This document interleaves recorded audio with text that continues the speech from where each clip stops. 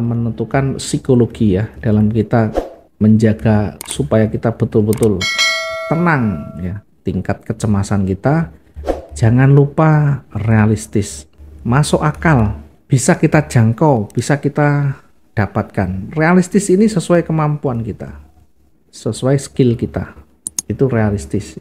Jadi misalnya saya satu hari hanya bisa 0,5%, itu saya bisa mendapatkan ya hampir-hampir dekat dengan 0,5% misalnya. Maka ini bagi saya realistis, karena saya bisa mendapatkan, mampu mendapatkan itu. Kalaupun salah atau rugi, saya bisa mengembalikan. Jangan mengambil keuntungan target yang lebih ketika kita tidak pernah bisa bertahan dengan angka itu. Misalnya satu hari 1%.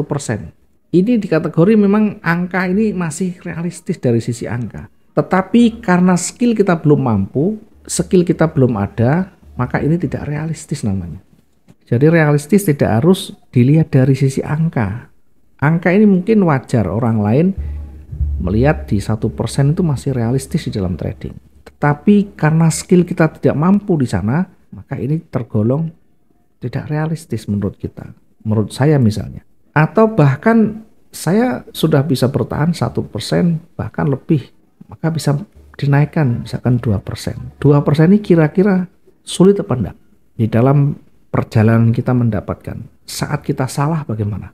Nanti akan ketemu di sana bagaimana susah dan mudahnya mendapatkan profit dengan angka-angka yang sudah kita pilih. 2% misalkan.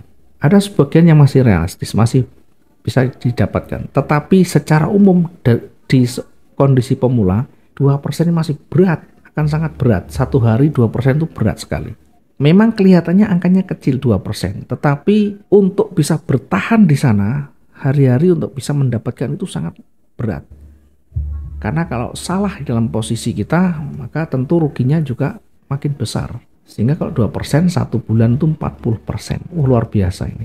Apakah ada yang bisa begini? Bisa ada. Tapi tidak banyak ya. Yang bisa dengan begini tidak banyak. Yang ada rata-rata bahkan sehari bisa 5%. Bisa 10%. Bisa 20%. Bahkan bisa 100%. Bahkan lebih. Tetapi yang mereka dapatkan hanya itu. Beberapa kali saja. Setelahnya akan sulit bertahan. Kecuali memang sudah punya jam terbang yang tinggi, sudah punya skill yang luar biasa, maka mereka bisa aja sehari bisa 200%, 100%. Tapi itu tidak tiap hari, sekali lagi tidak konsisten. Kalau konsisten itu tidak bisa, tidak akan pernah mungkin dengan angka-angka ini setiap hari. Dengan profit 100% itu risikonya sangat gede, sangat besar sekali. Kalau salah ya sudah selesai. Sehingga kalau kita betul-betul belum mampu, maka sesuaikan. Ya, betul-betul harus realistis dulu. Mungkin kita mengawali dengan 0,5% sehari ya. Satu bulan dari 10%. Kenapa kecil sekali? Ini bukan kecil, besar 10% itu. Kita bandingkan dengan yang lain, ini cukup besar. Dan ini sebenarnya kalau di trading ini masih sangat-sangat realistis. Pemula pun bisa. Ya, cuma tentu untuk bertahan itu juga nanti harus membutuhkan keahlian ya, membutuhkan keahlian lebih. Oke, ini nanti yang harus kita ingat juga ya dari sisi psikologi ya. Saya mengingatkan supaya nanti ke depan bisa bertahan dengan baik. Selanjutnya kita masuk ke ranah yang kedua yang harus juga menjadi perhatian kita, namanya risk management. Yang paling mendasar di dalam pengelolaan modal kita, di dalam trading itu adalah bagaimana kita memanajemen resiko ya, manage resiko kita. Semua bisnis ada resikonya ya. Bagaimana cara kita menekan. Jadi resiko itu kita tekan sekecil mungkin, kemudian profit kita maksimalkan. Profit kita maksimalkan. Apakah bisa? Bisa. Bagaimana caranya? Ya banyak latihan. Saat kita entry buy, maka harus tahu di mana resikonya. Saat kita entry buy, di mana kita menempatkan targetnya. Seorang trader yang bisa berhasil, maka dia bisa menjaga keseimbangannya. Target itu harus lebih besar dari resiko. Resiko harus lebih kecil daripada target. Selama kita bisa menjaga ini, selama kita bisa menjaga rasio antara target dan risiko ini, maka kita akan bisa mendapatkan hasil akhir yang profitnya. Satu transaksi mungkin kita rugi ya, kita bisa cari peluang berikutnya. Satu hari ada 5 transaksi misalnya, 5 kali transaksi, 3 kali rugi misalkan, 2 kali profit. Seimbang apa enggak? Yang 3 rugi, yang 2 profit. Yang menjadi keseimbangan adalah profitnya. Rasionya seperti apa? Dari 2 ini misalkan 2 profit, profitnya misalkan $500. 3 rugi, misalkan 3 ini $300. Maka secara kumulatif ini kita masih disebut dengan trader yang berhasil. Karena bisa menjaga keseimbangan antara profit dan resikonya. Artinya keseimbangan tingkat rasio profit selalu besar. Tidak harus 1:2, tidak harus 1:3. Apalagi dengan trading harian atau day trading, ya tentu sulit untuk mendapatkan rasio yang sama atau rasio yang jauh lebih besar. Bagaimana dengan RR risk dan reward ratio? Misalkan kita entry buy targetnya 500 atau 50 pips. Kemudian resikonya 1000. Apakah bisa? Bisa, tapi ini berat. Untuk mencapai di sana berat.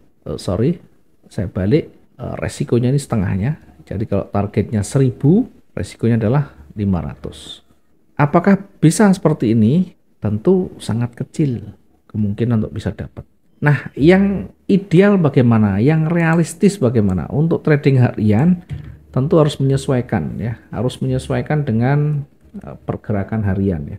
XAU atau emas itu rata-rata sehari bergerak ya kisaran 2000-an lah normalnya. Kalau ada berita bisa sampai 5000 ya.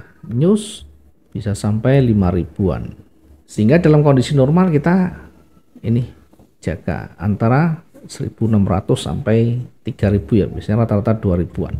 Kan 2000 tidak mungkin kita mendapatkan entry sell ketika di ujung atas, entry buy ketika di ujung bawah, kan tidak mungkin kita dapat begini. Mungkin satu saat sesekali 2 kali ya bisa lah di ujung dapat kita, tapi suatu saat juga bisa bertahan sebentar dan setelah itu balik naik lagi. Yang menjadi catatan kita, yang menjadi perhatian kita dengan risk management ini, sekali lagi bagaimana kita bisa menjaga antara target itu dengan resiko itu terlalu lebih besar ya. Tidak harus 1:2, 1:3. Setidaknya lebih dari resiko. Misal ya, saya entry dengan buy misalkan, targetnya saya hanya 500 atau 50 pips. Resiko saya gunakan 400, apakah boleh? Boleh. Yang terpenting masih ada rasio yang lebih tinggi ya dibanding rasio profit yang lebih tinggi. Bahkan ini sama pun tidak masalah ya, tetapi tentu kalau target itu lebih besar, kemungkinan untuk bertahan akan lebih besar juga. Bagaimana menempatkannya? Bagaimana cara menerapkannya ya dengan risk management ini? Cara penerapannya apakah SL dan TP begitu ya? Risk management. Ya, cara penerapannya apakah dengan 1:1, 1:2, 1:3 begitu ya? Kalau targetnya misalnya, kalau resikonya misalkan 1:1 itu contohnya begini. Resikonya 500, targetnya 500. Resikonya misalnya ini 500, targetnya 2 kalinya 1000. Resikonya 500, targetnya 1500. Di dalam trading harian ini cukup berat untuk mendapatkan rasio 1:3. 1:2 pun juga berat. Nah, kalau 1:1 bagaimana? Ya, seimbang, nanti kita kurang sehat ya. Lebih baik dinaikkan ya. 1:1 sekian ya. Sehingga misalnya targetnya 600 misalkan ya. Maka resikonya kita bisa taruh di 400, 350 ya, atau mungkin lebih banyak lagi 450 ya. Kira-kira begini.